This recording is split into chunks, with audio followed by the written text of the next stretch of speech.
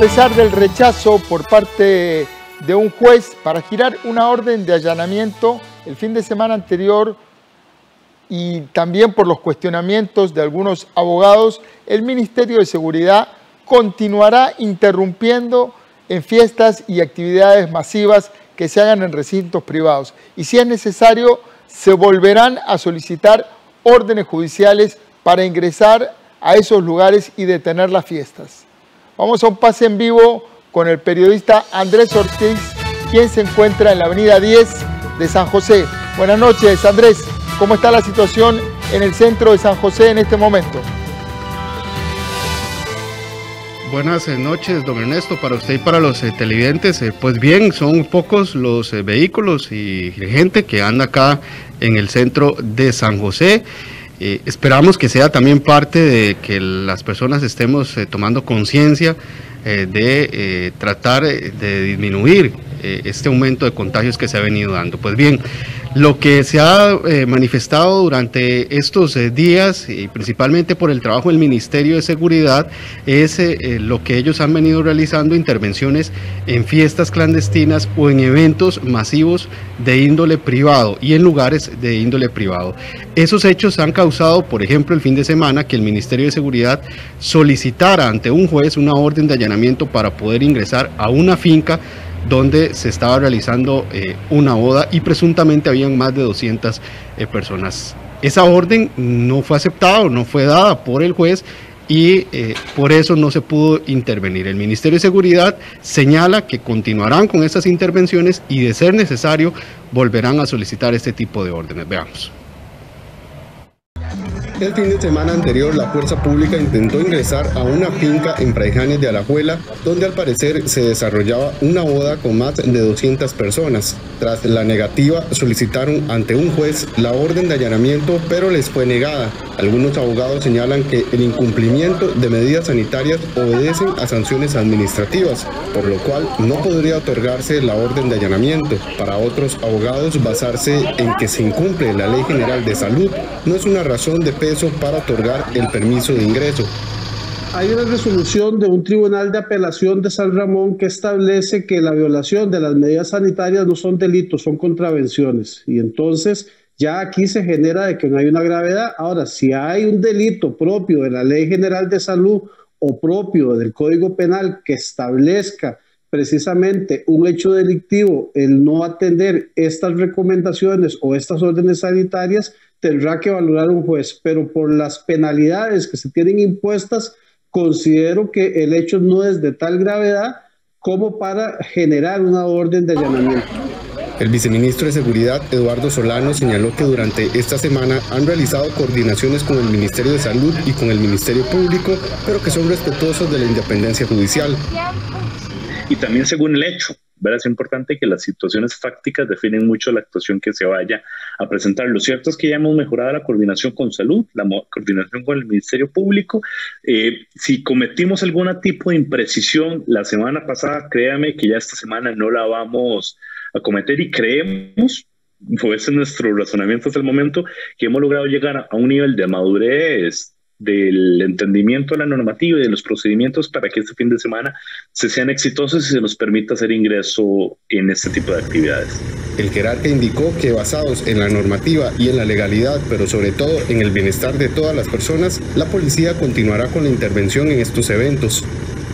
Seguir con toda la contundencia que la legalidad nos permita. Andrés, yo creo que en este momento la situación hospitalaria del país demanda que las autoridades públicas hagan el máximo sus esfuerzos para poder atender esa situación. Sabemos los peligros y las consecuencias que tienen este tipo de actividades y sería negligente de nuestra parte conformarnos con no poder hacer nada, ¿verdad? Creemos que hay vías, creemos que la legalidad nos respalda y vamos a seguir apostando por esa vía. También tenemos muy claro que la investidura y la legitimidad de la policía nos ha permitido que con solo la llegada de nuestros oficiales muchas de esas fiestas se hayan desestructurado y así vamos a seguir haciendo. De acuerdo con el ministro, durante el fin de semana lograron parar 30 actividades que se iban a realizar solo con la presencia policial.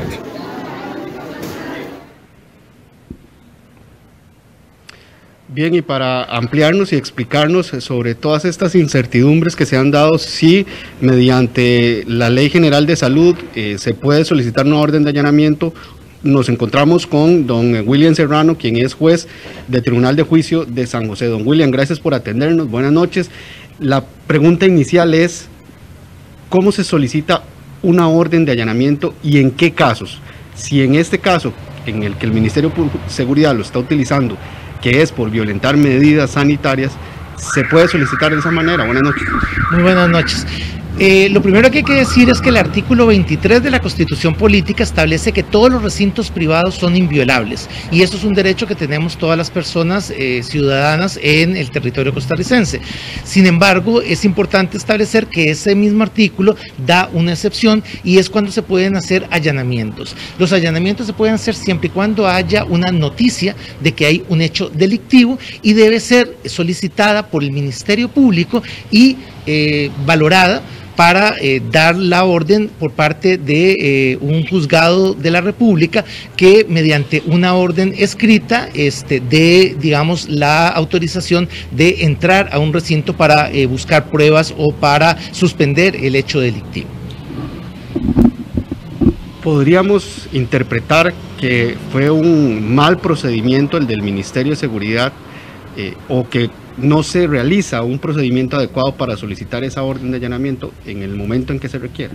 Sobre el caso en particular no me puedo referir, pero sí le puedo decir que la forma en la cual está establecido por medio del Código Procesal Penal la investigación de un hecho delictivo, y en este caso en particular, y digamos de lo que se está hablando, es del artículo 277 del Código Penal, que establece el incumplimiento de medidas sanitarias que sean ordenadas ya sea por una ley o por la autoridad competente, eso quiere decir el Ministerio de Salud, deben ser acatadas. Entonces, cuando se incumple se puede caer en un delito que impone penas de 1 a 3 años de prisión. La investigación de este o cualquier delito en Costa Rica debe ser dirigida por el Ministerio Público, por la Fiscalía, y es un fiscal nombrado quien debe hacer la solicitud ante el juzgado penal para que valore la solicitud y determine la viabilidad o no de realizar el allanamiento de acuerdo a las pruebas que se están presentando. De no realizarse este procedimiento, pues no se puede realizar ningún tipo de diligencia judicial. Don William, ¿qué sucede, por ejemplo, con locales comerciales que vendan licor y donde la gente se aglomera fuera de ellos a consumirlo? ¿Qué sucede en estos casos y cuál puede ser legalmente el accionar de la policía? Vea que en este caso no estamos en un recinto privado, entonces cambia totalmente. Aquí no hace falta ningún allanamiento. Las calles públicas deben de respetar cualquier lineamiento que haga el Ministerio de Salud o el Estado, y también debe cumplir con todo el ordenamiento jurídico. En ese caso, la policía de cualquier naturaleza puede perfectamente hacer que la gente se movilice o aplicar la ley como corresponde, pero no requiere de la intermediación del Poder Judicial, ya que se está dando en un lugar público. Y en el caso del local comercial que permita que eso se dé, porque están comprando la bebida dentro de su local. Son medidas de carácter administrativo que pueden ir desde la pérdida de la patente, del cierre temporal del negocio y las que establezca la ley, pero digamos, no es algo de carácter penal, ahí no se estaría cometiendo un hecho delictivo, salvo que haya una notificación específica al lugar comercial para que realice o deje de realizar algún acto. Si hubo una notificación, sí podría caer entonces en el artículo 277, que es el incumplimiento de medidas sanitarias. William, volviendo al tema de fiestas o actividades, cuando se da a conocer por redes sociales que va a haber una fiesta o va a haber una actividad que se vende licor, que necesita un permiso de funcionamiento, ¿cómo se aplica la ley en estos casos? ¿Cómo la puede aplicar la policía? Ahí hay que diferenciar, digamos, hasta el momento no han sido suspendidas las garantías constitucionales en Costa Rica de reunión. Eso hace que las reuniones privadas sean legales hasta este momento. No hay nada en contrario, salvo que ya sea una actividad de carácter público, digamos, de que sea un evento en donde ya requiere permisos municipales y demás. Ahí sí se hace, sin las autorizaciones, digamos, donde ya hay un negocio, hay un concierto, donde hay una fiesta en donde se está cobrando y por lo tanto ya pasa a ser algo privado, a ser algo público, a ser algo comercial, ya requiere que se cumplan con todos los requisitos legales que establece no solamente el régimen municipal, sino también muchas veces se requieren permisos de salud, permisos del Ministerio de Seguridad, y esto es diferente a una fiesta privada. Si yo hago una fiesta privada en mi casa, debo cumplir con cuestiones de el aforo, pero al ser dentro de una casa, pues ya requeriría de todo este procedimiento de allanamiento que anteriormente me referí. Gracias, don William. Para servirle, muchas gracias. Don William Serrano, juez de Tribunal de Juicio de San José, que nos hacía una amplia explicación jurídica de si funciona o si se puede operar mediante el allanamiento y las solicitudes que realiza la policía en caso de estos eventos masivos o fiestas clandestinas que se han dado durante estos días. Don Ernesto, muy clara la explicación del juez de lo que sucede en este momento jurídicamente en el país con estos hechos. Regreso con usted al estudio. Buenas noches. Buenas noches, gracias Andrés Ortiz. La explicación del juez es muy clara. Lo que no es claro es qué consideraciones tienen, qué horizonte moral tienen quienes organizan unas fiestas privadas para juntar personas sin protección, sin distancia social, en momentos en donde la salud de todo el país está en juego. Eso es lo que no está tan claro y tiene una explicación muy inverosímil. La Universidad Autónoma de Centroamérica en Pinares de Curridabat se convirtió en un megacentro de vacunación de 15 EBAIS de la zona. La medida permitió poner al día las listas de vacunación de esta población y se llegó a vacunar diariamente hasta 600 personas. ¿Cuánto le dijeron que tenía que venir a ponerse la vacuna? Ayer. ¿Cuándo la llamaron que tenía que venir a vacunarse? El lunes me llamaron. ¿Cuántos años tiene usted? 6. ¿Qué opina de que le pusieron la vacuna contra la COVID? Muy importante, muy bueno. ¿Quería venir usted? No, no seguro. ¿No quería venir a que le pusieran la vacuna? No, pero no soy rejego a eso. Estos son solo 2 casos de los vecinos de Curridabat que fueron llamados en menos de 24 horas para que se presentaran al nuevo vacunatorio ubicado en la Universidad Autónoma de Centroamérica, UACA, para recibir la inoculación contra la COVID-19. Centralizar en un solo punto a 15 EBAIS de la zona ha permitido vacunar a 600 personas al día, además de brindar servicios como la posibilidad de vacunarse dentro del carro para aquellos pacientes con dificultades para moverse. A este ritmo, los médicos esperan completar en esta zona todo el esquema de vacunación de la etapa 1 y 2 al mes de julio. Todo este proceso logístico ha sido muy interesante para nosotros porque en realidad la unión hace la fuerza, ¿verdad? No solamente desde haber hecho la alianza con la Universidad Autónoma de Centroamérica, sino también haberse traído todo el equipo de colaboradores míos, enfermeros, auxiliares, técnicos de atención primaria, que hicieron que se ampliara la cantidad de vacunatorios. La doctora aclaró que si bien se trasladó a todo su personal a esta universidad, la custodia de las vacunas se sigue manejando desde el centro de salud, donde son liberadas diariamente según la cantidad de citas confirmadas. También explicó que la citación y el contacto con la población se continúa brindando desde los EBAIS. Que las vacunas están en custodia de la Caja Costarricense del Seguro Social. Nosotros las tenemos en nuestros refrigeradores en farmacia y lo que hacemos es trasladarla a estos sitios para vacunar. En realidad aquí no se queda ningún biológico. Con el traslado a la UACA, la capacidad de vacunación se triplicó, al poder habilitar hasta 7 espacios de vacunación. La idea de utilizar las instalaciones de la UACA con fines médicos fue del propio rector, quien luego de ser vacunado en las instalaciones del EBAIS, como cualquier otro vecino, ofreció el espacio físico para tratar de agilizar el proceso. Cuando nos percatamos de que estaban vacunando una sola persona en un lugar un poquito incómodo allí en el centro Curridabat, yo fui vacunado las 2 veces y entonces se estableció una relación con la doctora Navarrete, directora médica del lugar, y se le ofrecieron estas instalaciones. Ella vino y le gustó y entonces reunió todos los vacunatorios del cantón aquí en un solo lugar. Hay 7 vacunatorios, 15 estudiantes de la universidad voluntarios ayudando a acomodar a la gente por todo lado y van sacando la tarea a gran velocidad. La tarea depende del número de vacunas que les dé el Seguro Social, porque son muchos CEBAIS en todo el país. Entonces los que ellos reciben lo usan el mismo día y van sacando la tarea a gran velocidad, y entonces toda la gente del cantón está muy contenta. En Curridabat viven cerca de 88.000 personas, de las cuales unas 115.000 requieren de ser vacunadas en esta primera fase. Se estima que estos 15 CEBAIS ya han alcanzado a cerca del 48% de esta población.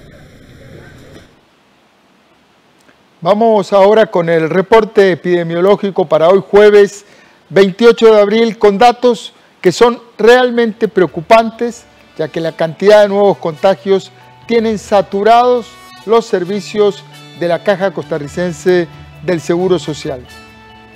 Hoy se presentó un pico de 2.434 nuevos casos, una nueva cifra récord para estos 14 meses de pandemia. En total, desde que inició la pandemia, el país alcanza ya 245.601 contagios.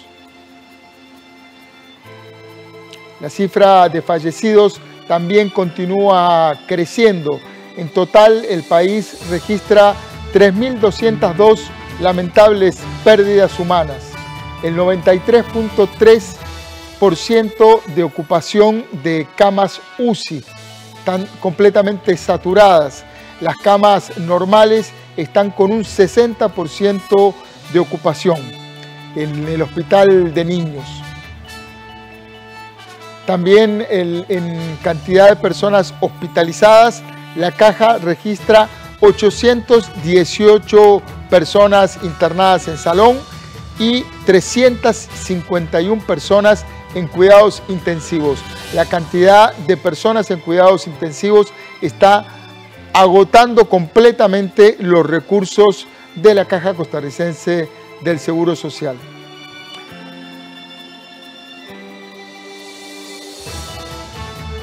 Continuando con este mismo tema, la Caja Costarricense del Seguro Social anunció esta tarde que iniciará la vacunación contra COVID-19 en personas de entre los 18 y los 57 años de edad que tengan factores de riesgo.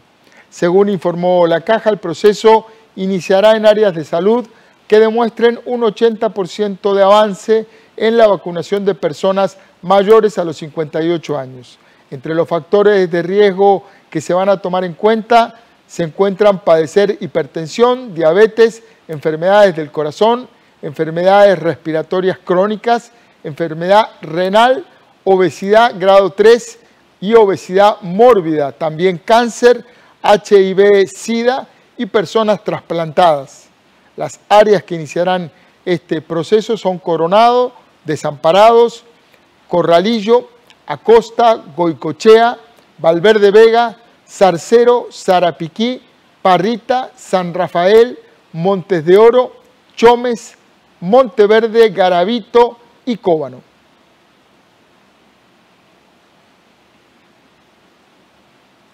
Vamos ahora a nuestro primer corte comercial y al regresar le contamos que el precio del dólar continúa al alza y aumentó 7 colones en lo que llevamos de abril.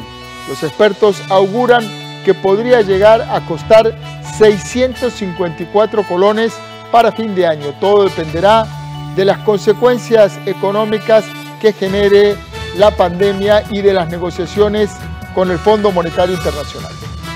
Vamos a un corte.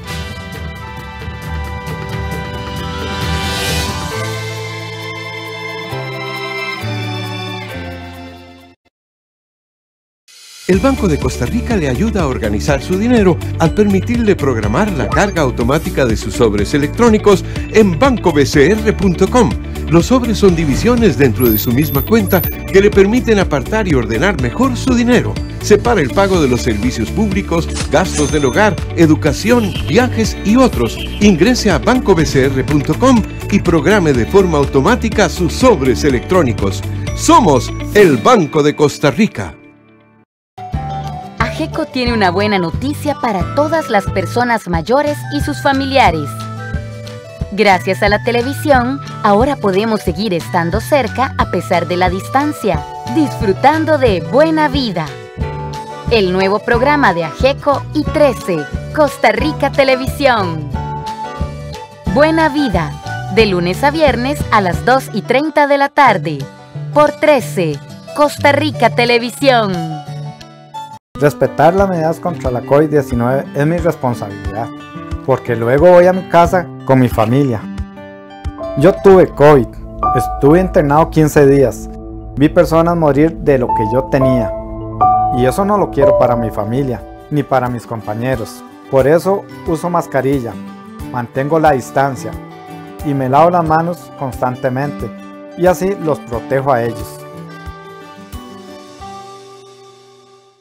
El crédito más popular para trabajar y estudiar conectados desde casa. Solicite su crédito y compre el equipo que necesita para el teletrabajo, para remodelaciones, mejoras o ampliaciones para la educación virtual o la compra de mobiliario. Solicítelo hoy mismo. Banco Popular. Banco Popular presenta el tipo de cambio. Y a las 7 de la noche con 24 minutos vamos a repasar cuál fue la cotización de cierre hoy para la divisa estadounidense. El precio del dólar en la compra cerró a 612 colones con 49 centavos. El precio del dólar en la venta registra hoy un valor de 620 colones con 10 centavos. Banco Popular presentó el tipo de cambio. El dólar continúa su tendencia al alza y aumentó 7 colones en lo que llevamos del mes de abril. La incertidumbre en la economía por la pandemia y por la situación fiscal del país son factores que inciden en el incremento del tipo de cambio. Los economistas prevén que el dólar siga aumentando su valor durante todo este año. Vamos ahora a un pase en vivo con la periodista Ana Marta Arce, quien se encuentra frente al edificio del Banco Central. Buenas noches, Ana Marta. Adelante con su información. Muy buenas noches, don Ernesto y amigos televidentes. El incremento de casos de COVID-19 no solo afecta la salud de la ciudadanía, sino que también la economía del país. Y es que este es uno de los factores que ha generado un incremento en el dólar, tal y como usted lo mencionaba ahora. En lo que llevamos del mes de abril, el dólar ha incrementado 7 colones. Mucho ha tenido que ver la incertidumbre por el tema de la pandemia, también la situación fiscal del país y por supuesto también las decisiones que se tomen en la Asamblea Legislativa con respecto a las negociaciones con el Fondo Monetario Internacional.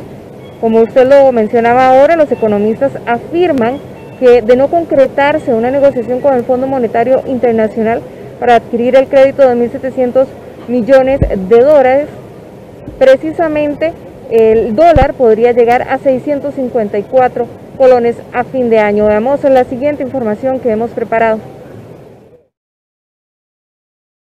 A pesar de que en el primer trimestre del año el dólar tuvo un comportamiento bastante estable, el mes de abril fue la excepción, y es que en lo que llevamos de este mes el tipo de cambio ha incrementado 7 colones. Para el 1 de abril el dólar tenía un valor de 515 colones con 13 céntimos. Al día de hoy el Banco Central lo registra en 620 colones con 10 céntimos. Sin embargo, se encuentra hasta en 624 colones en ventanilla de los bancos. Según el economista Pablo Arias, este comportamiento se debe a la mayor incertidumbre por parte de agentes económicos acerca de la evolución financiera del país. Además, repercute la pandemia y el no lograr un avance en la Asamblea Legislativa para definir una negociación con el Fondo Monetario Internacional, así como también la situación fiscal que atraviesa Costa Rica. Como la pandemia en los últimos 15 días, principalmente después de Semana Santa, ha venido afectando de forma masiva a prácticamente todo el país. Eso tiene repercusiones sobre lo que es la parte económica, principalmente sobre los indicadores de actividad. A menores indicadores de actividad, el tipo de cambio también va a tender a acelerarse, y ha sido uno de los factores también por los cuales durante este mes de abril él ha aumentado. Y el tercer factor también es muy importante, es la situación fiscal del país, situación fiscal que ya viene delicada desde hace unos años. Según manifestó Pablo Arias, de seguir con el aumento de casos de COVID-19 en el país y no concretar el crédito con el Fondo Monetario Internacional, el tipo de cambio podría llegar a los 654 colones a fin de año. Luis Diego Herrera, economista de Acobo, también señala que el dólar seguirá en aumento y afirmó que dependerá mucho de las decisiones que se tomen en Asamblea Legislativa. ¿Qué se puede esperar con respecto al tipo de cambio a futuro? Pues esto va a depender de algunas variables importantes. Dos que se pueden mencionar es, por un lado, lo que pase con la pandemia, ¿verdad? Eso afecta la incertidumbre de las personas y por ende la demanda de dólares. Y otro tema que puede afectar la cotización del tipo de cambio en el futuro es las decisiones que se tomen en la Asamblea Legislativa respecto a los créditos y los proyectos de ley relacionados con el tema del Fondo Monetario Internacional. Entonces eso también es importante y eso también afecta la percepción de certeza de las personas, que los hace que al final de cuentas vayan o no al mercado a demandar dólares. Por el momento, el Banco Central no ha realizado una intervención para evitar el crecimiento abrupto de la moneda. Los más afectados con el aumento del tipo de cambio son quienes poseen créditos en dólares. Mientras tanto, la tasa básica pasiva se mantiene en su nivel más bajo desde 1978. En este momento se encuentra en 3.25%, beneficiando a quienes tienen créditos en colones con tasa variable.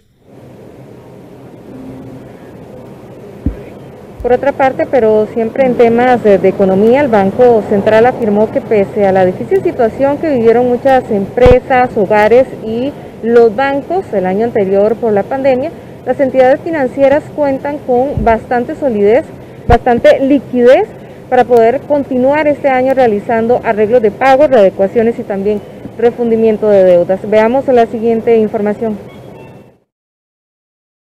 El Banco Central reveló que el sistema bancario nacional mantuvo condiciones satisfactorias de solvencia y liquidez el año pasado, a pesar de los desafíos que enfrentó especialmente por la pandemia. Según la entidad financiera, los indicadores de mora crediticia muestran un deterioro leve de 2,40% en el 2019 a 2,43% en el 2020. El aumento apenas es perceptible en la mora, a pesar de que la economía experimentó la contracción más fuerte desde 1982. Esto se debe precisamente a los arreglos de pago que realizaron los intermediarios financieros con sus clientes. El mayor impacto de la pandemia se dio en la rentabilidad, la cual disminuyó de 1% en el 2019 a 0,66% en el 2020, producto de un bajo crecimiento de la cartera de crédito y de leve aumento en la morosidad. El incremento en el desempleo, el deterioro de la actividad económica y el ambiente de incertidumbre a causa de la crisis del COVID-19 redujeron la capacidad de pago de las empresas y los hogares y condujeron a un incremento del riesgo de crédito. Según el Banco Central, los principales riesgos para la estabilidad financiera en el 2021 será una recuperación de la actividad económica más lenta de lo previsto, como consecuencia de una aceleración de la tasa de contagio por COVID-19 y una agudización de tensiones en los mercados como consecuencia de un retraso en aprobación del ajuste fiscal convenido con el Fondo Monetario Internacional. Para seguir impulsando la reactivación, el Banco Central mantendrá una política monetaria expansiva. Además, incrementó el monto especial de financiamiento para los bancos y se extendió las medidas de flexibilización como prórrogas, readecuaciones y refinanciamientos para apoyar a las personas impactadas económicamente por la pandemia.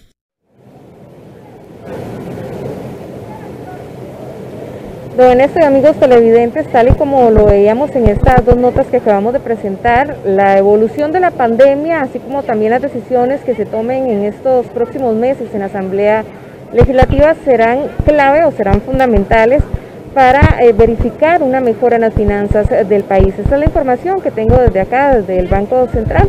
Vuelvo con usted al estudio principal donde tiene más información. Buenas noches. Muchas gracias, Ana Marta Arce. Buenas noches. Bueno, y ahora para cuidar nuestras finanzas y mantenernos en actitud de ahorro, el Banco de Costa Rica nos trae algunos consejos. Vamos a verlos. La cápsula de Finanzas en Acción es traída a ustedes por el Banco de Costa Rica. Del gasto extra de hoy se va a acordar mañana. Finanzas en Acción.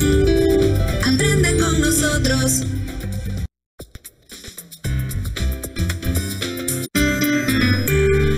$494, $495, $496, $497, $498, $499, $500. ¡Ay, lo logré! Voy con todo por esa meta. De ahí, mi amor, qué campeona. De ahí, papi, viste, aquí voy, poquito a poco. Es más, este año lo que hice fue que me propuse 2 metas.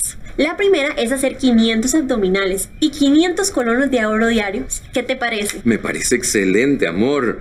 Sobre todo con lo del ahorro, porque a veces cuesta un poco desarrollar ese hábito. Claro, de hecho, mira, ya yo me establecí mi meta de ahorro. Yo voy a ahorrar 500 colones diarios. Por una semana, 3.500. Y si a eso lo multiplico por 52 semanas del año, 182.000 colones, ¿ves? Y así, bueno, pues no lo voy a gastar todo de un solo y le pongo fecha y monto a mi meta de ahorro. ¡Ay! ¿Qué? ¿Están ahorrando? ¡Ay, qué bueno! Porque yo tengo vistas unas tenis. Mira qué chivas esas tenis. Chivísimas. ¿Y por qué mejor no empezás tu propia meta de ahorro para esas tenis? Sí, las metas de ahorro son diferentes a cada persona. A veces no las cumplimos porque nos queda un poco difícil cómo comenzar a ahorrar. El ahorro es un hábito y el camino es muy simple: comprometerse con la meta y hacer un presupuesto. Claro, es que justamente esa es la importancia de hacer un presupuesto, que nos permite identificar los ingresos y los gastos que tengamos para ver a dónde se puede pasar la tijera. Para empezar, yo hoy no voy a pedir comida rápida. Uy, y no sé, se me ocurre algo como poner una alarma en el teléfono que nos recuerde, pues no sé, qué podemos hablar el día de hoy. Pues esa es una muy buena técnica, porque nos obliga a pensar en esos famosos gastos hormiga, y además creo que es una buena técnica para ahorrar y gastar menos. Así que quiero verlos a todos en actitud de ahorro, bien emponchados y con las metas bien claras. ¿Y ustedes se apuntan con nosotros? Ante todo, actitud ahorro. Para más consejos, síganos en bancobcr.com o en las redes sociales del BCR. Finanzas en Acción. Aprende con nosotros. La cápsula de Finanzas en Acción fue traída a ustedes por el Banco de Costa Rica. Para el hábito de ahorrar, lo primero es fuera excusas. Conozca más consejos en www.bancobcr.com y en las redes sociales del Banco de Costa Rica. Finanzas en Acción. Aprende con nosotros. Muy buenas recomendaciones y tips del Banco de Costa Rica. Te invitamos a seguir estos tips de ahorro en el sitio bancobcr.com y en Costa Rica Noticias CR. La siguiente serie de Finanzas en Acción por las redes sociales del Banco de Costa Rica. Cambiamos de tema, nos vamos a una pausa y como lo ordenó la Fiscalía, cada abogado de las partes involucradas en el caso de la UPAD recibirán una copia exacta del contenido de los dispositivos electrónicos que se les decomisaron a sus clientes. Vamos a una pausa y regresamos con esta información. Gracias.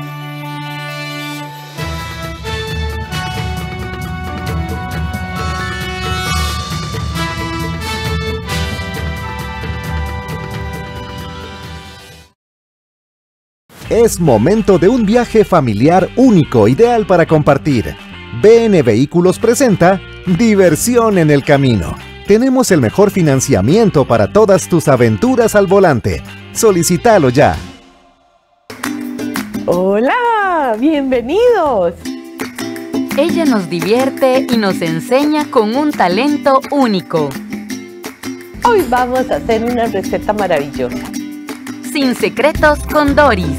de lunes a viernes a las 2 de la tarde, con repetición a las 10:30 de la mañana. En 13, Costa Rica Televisión. Quise invitar a Maya. Pensé que tal vez podríamos cenar juntos. No creo que esa mujer venga. No iré. Eso también díselo a tu madre. Tamaki, el ballet es algo importante para ustedes dos. Siempre lo ha sido. ¡Lastima! ¡Por eso quiero olvidarlo! ¡No lo superaré si no lo olvido! Pero en ese entonces aún no lo sabía. Que aunque padres e hijos vivan siempre juntos, deben dejar en claro sus sentimientos. Hay cosas que se malinterpretan entre ellos. Una comida para el corazón. Una historia familiar que nos conmoverá. De lunes a viernes a las 11:30 de la mañana. Solo en 13. Costa Rica Televisión. Ella era una chica plástica, de esas que veo por ahí. Él era un muchacho plástico, de esos que veo por ahí. Era una ciudad de plástico, de esas que no quiero ver. Gente que vendió por comodidad su razón de ser y su libertad.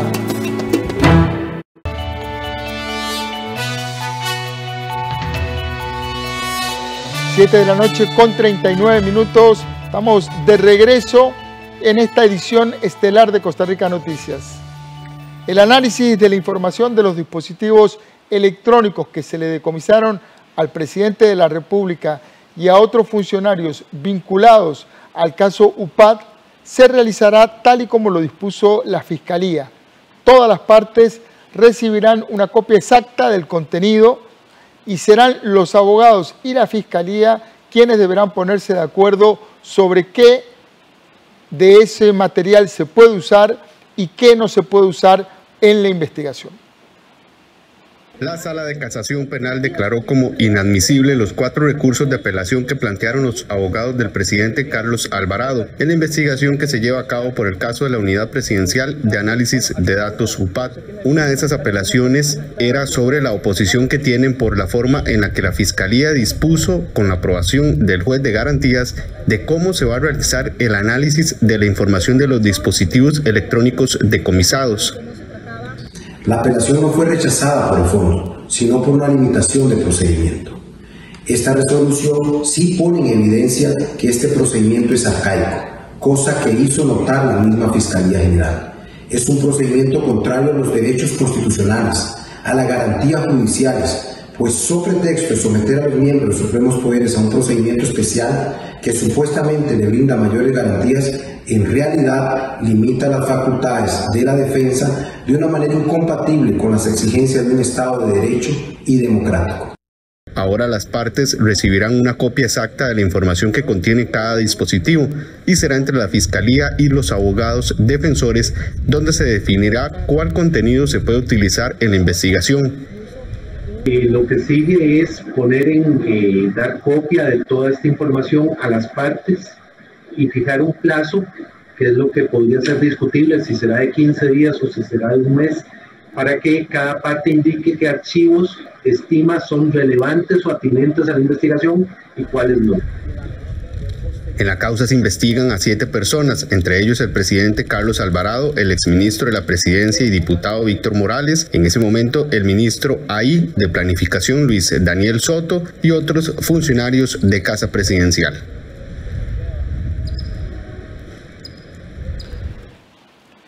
En temas legislativos, la fracción del PAC decidió apoyar a la diputada del Partido Unidad Social Cristiana, María Vita Monge, para buscar la presidencia del Congreso el próximo 1 de mayo. Ante esto, la diputada Silvia Hernández, quien es favorita para hacerse con la presidencia legislativa, indicó que entendía la posición de la fracción del gobierno y aseguró que si ella es electa, igual trabajará por el país y no por banderas políticas. A poco más de 48 horas de que se dé la elección del nuevo directorio legislativo, los 10 diputados y diputadas de la fracción oficialista definieron que apoyarán a la legisladora social cristiana María Vita Monge para buscar la presidencia del Congreso. Reconocemos las condiciones de la diputada María Vita Monge, una diputada comprometida, trabajadora y abierta a un diálogo constructivo que además reconoce y representa el papel de las mujeres rurales en el país. Ella contará con nuestro apoyo. De nuestra parte votaremos por la diputada María Vita Monge Granados y además estaremos continuando con los procesos de diálogo en torno a una agenda con todas las fuerzas políticas. La principal candidata a ocupar la presidencia del primer poder de la República, la legisladora del Partido Liberación Nacional, Silvia Hernández, asegura que esta decisión de la fracción del PAC es normal y llama a unificar los esfuerzos para la próxima legislatura. Siendo muy realista, y creo que esto lo tiene que tener claro cualquier fuerza política, la Asamblea no va a dar la espalda o no puede dar la espalda también a tener discusiones con la fracción de gobierno. Vamos a ver, ¿a qué me refiero puntualmente? Hay un periodo de sesiones extraordinarias que termina hasta el mes de agosto. Vamos a un periodo de sesiones ordinarias y posteriormente volvemos a otro periodo de sesiones extraordinarias. Ellos van a seguir teniendo la agenda en la Asamblea Legislativa. Hay que articular temáticas, hay que articular esfuerzos. Hernández también fue clara en decirle a los miembros de la bancada de gobierno que entiende que este último año es diferente por la campaña electoral. Sin embargo, asegura que si gana la presidencia del Congreso, no habrá colores políticos para su gestión y buscará solo el bienestar de Costa Rica. Y yo esperaría que en pro de un año que tenga gobernanza, gobernabilidad, que no se esté dentro de la Asamblea Legislativa mezclando las dinámicas electorales por el bien de Costa Rica, la fracción oficialista no puede sentirse ni verse fuera de esta dinámica de trabajo articulado. Yo quedo a las órdenes de cualquier disposición de conversación que ellos tengan para poder inclusive ampliar muchísimo más lo que yo veo va a ser indispensable en este último año. Al día de hoy, Hernández cuenta con al menos 41 votos a su favor, lo que la convertiría en la nueva presidenta del Congreso. Entre tanto, su rival, María Vita Monge, mantiene 12 votos a su favor. Los diputados de la Comisión de Asuntos Hacendarios dictaminaron de forma positiva el proyecto de ley que contiene el préstamo con el Fondo Monetario Internacional por 1.750 millones de dólares. La votación tuvo el respaldo de los 11 congresistas presentes, quienes pertenecen a diversas fracciones políticas. Previo a esta votación, aprobaron una moción promovida por la legisladora Ana Lucía Delgado para que el crédito sea exclusivo al pago del servicio de la deuda. En caso de utilizar los fondos para fines distintos, quien así lo haga se expone a una sanción de la Contraloría General de la República y al presunto delito de malversación de fondos públicos. De esta manera, el préstamo continuará su paso hacia el plenario, donde se espera su primer y segundo debate.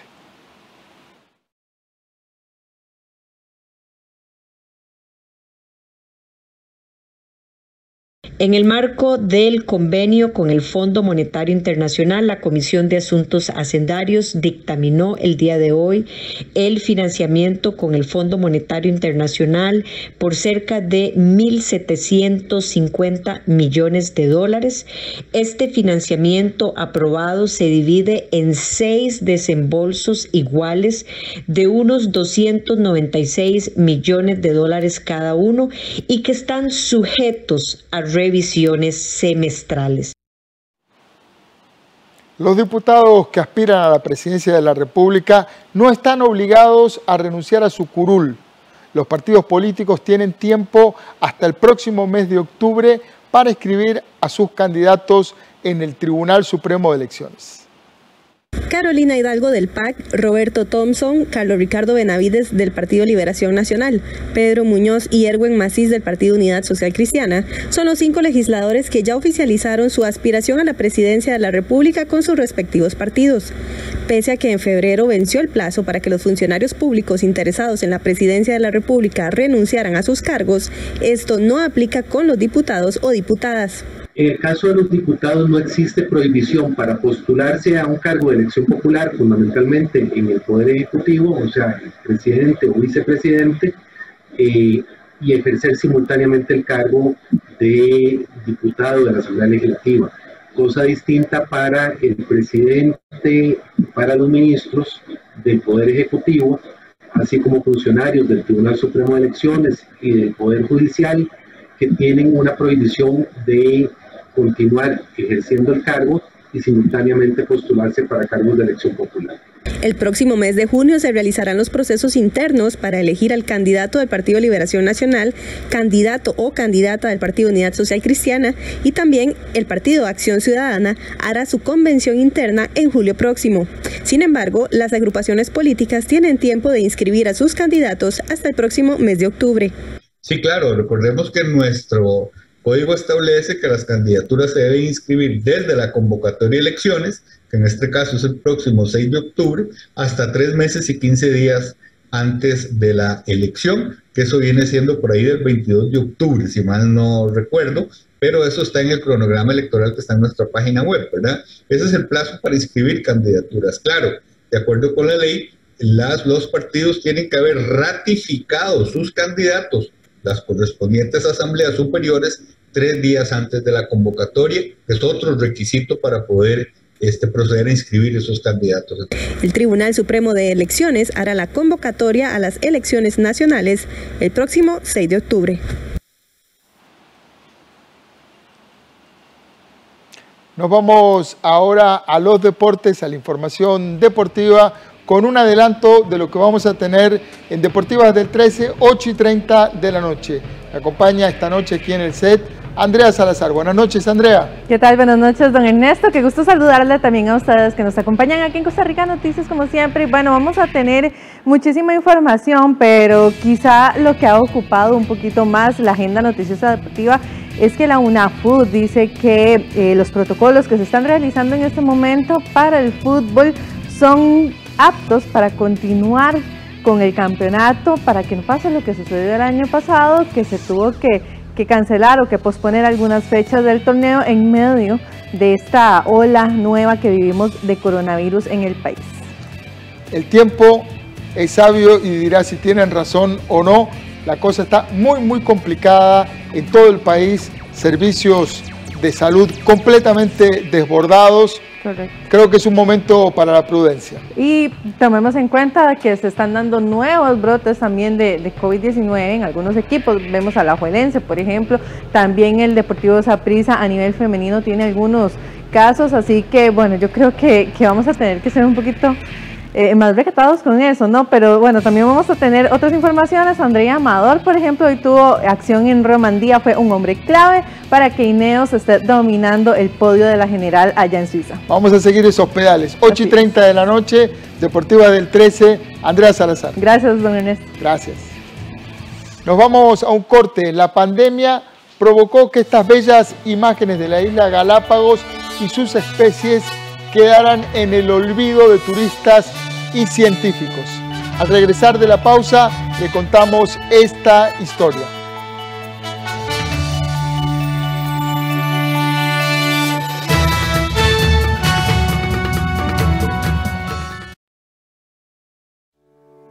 Estudia carreras cortas con respaldo estatal en el CUC. Te ofrecemos 7 diplomados para universitarios, además de programas técnicos y cursos libres.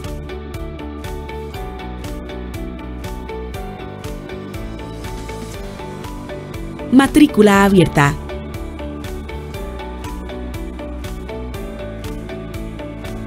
Elegí CUC. Ah, Meyer, no es que no le guste el trabajo. Es que Esteve sería mucho más feliz si lo dejamos en el mismo puesto de siempre. Yo soy un burócrata natural, cuando la causa lo justifica.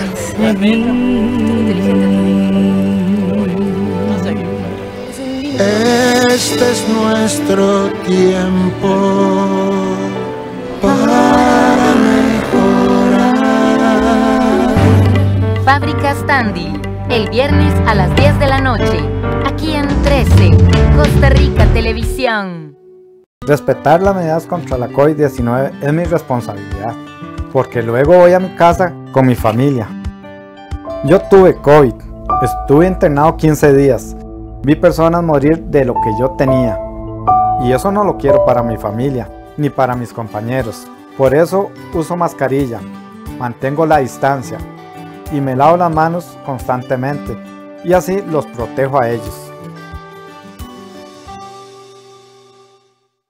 Acompaña a tus hijos e hijas en el uso de las tecnologías. Navega con ellos, explica los riesgos, establece horarios y busca espacios de conversación. La tecnología es una aliada. Sé responsable del uso seguro que hagan los niños y niñas. PANI y Gobierno de la República.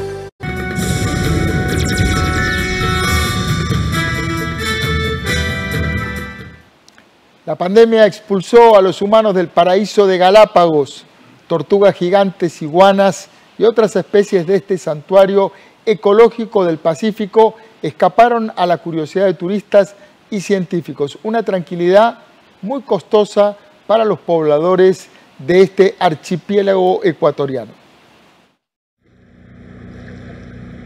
La pandemia expulsó a los humanos del paraíso de Galápagos. Este santuario ecológico del Pacífico, con una población de tan solo 30.000 habitantes, estuvo estrictamente confinado durante 4 meses el año pasado. Decenas de investigadores y practicantes extranjeros fueron repatriados y un centenar de programas quedaron en pausa. Y los pocos científicos que quedaron en el archipiélago se vieron limitados. No pudimos ir al campo. Pasamos aquí en Galápagos una cuarentena bastante estricta los primeros meses de la pandemia, en la cual no podíamos salir de nuestras casas nada más que para ir a comprar los productos básicos una vez por semana. Yo como biólogo marino pasamos meses, creo que recordar 3 o 4 meses sin poder acceder al mar. Con más de 2.900 especies, la cuarta parte de ellas endémicas, Galápagos es el paraíso de cualquier biólogo y el impacto se sintió. El 60% de las actividades de investigación planificadas para el 2020 se suspendieron y se ejecutaron el 40% de los proyectos de investigación que tenían permiso del Parque Nacional Galápagos. Gracias a más de 300 guardaparques, el parque mantuvo su actividad de investigación, de monitoreo de tiburones, de sitios de anidación de tortugas marinas y de conservación de iguanas o lobos. Y el confinamiento tuvo un efecto positivo. Los expertos tuvieron tiempo de escribir y publicar los resultados de sus investigaciones. Pudimos un poco visionarnos y ampliar el sentido de lo que necesitábamos y de lo que tenemos y cómo poder explotar esa información que se había generado. El coronavirus sepultó además el turismo, que genera el 85% de la economía local. El cierre fue inmediato, o sea, de un día para otro. Entonces, ese cierre no nos dio la oportunidad en nada de prepararnos. O sea, simplemente se cerró, todos adentro y nadie puede salir. Galápagos reabrió al público en julio, pero ahora solo llegan unos 6.000 viajeros al mes, cuando antes el promedio era de 23.000. Para el gobierno, la crisis deja una lección. Necesitamos un turismo más ordenado, un turismo más personalizado. Nos ha ayudado a corregir también ciertos esquemas, digamos, de organización, tanto desde la parte pública como de la parte privada, para estimular este turismo más sensible, un turismo más enfocado hacia los ejes de la sostenibilidad. Para la reactivación completa del turismo, Galápagos apuesta a vacunar a todos los adultos de aquí a finales de mayo.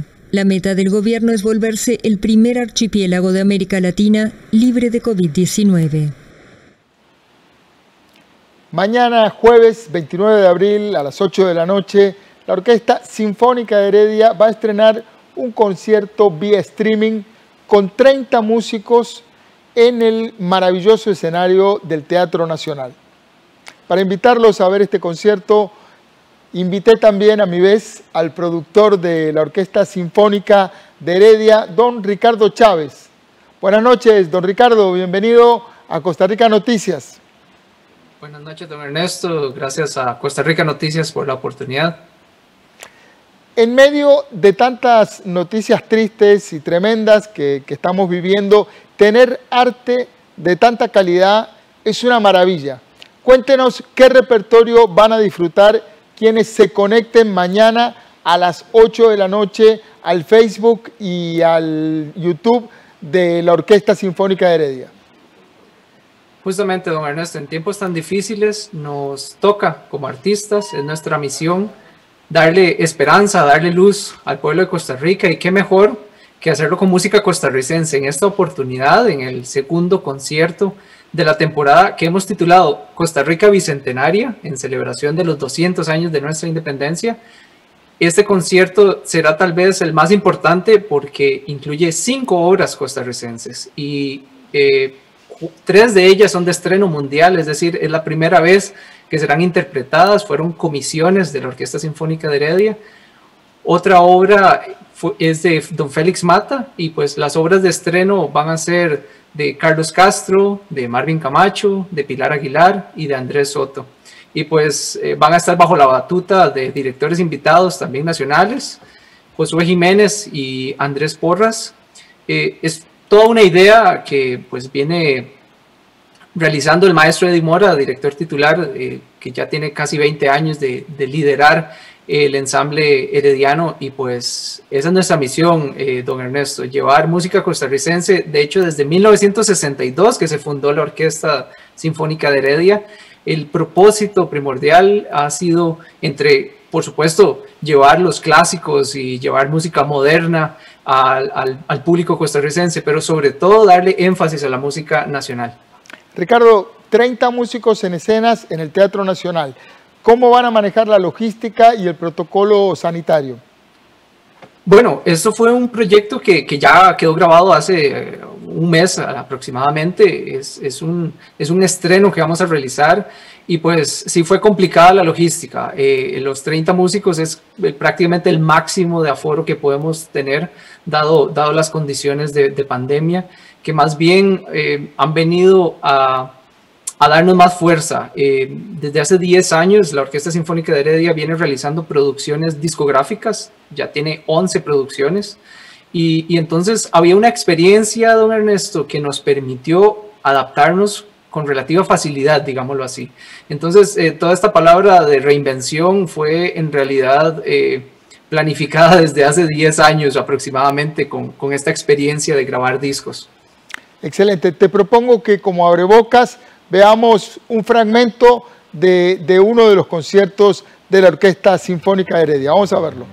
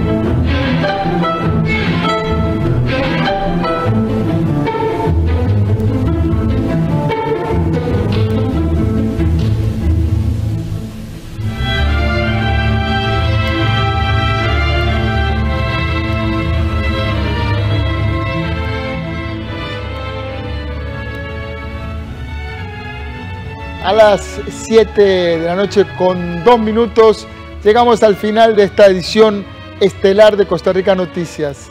Gracias por informarse con Canal 13. Tratamos de ofrecerle actualidad y contexto. En unos minutos voy a conversar con el doctor Mario Urcullo, quien nos va a ofrecer una foto sobre la saturación de los servicios médicos en la caja que está produciendo la pandemia. Quédense en la señal de Canal 13, que ya volvemos con esta entrevista de fondo.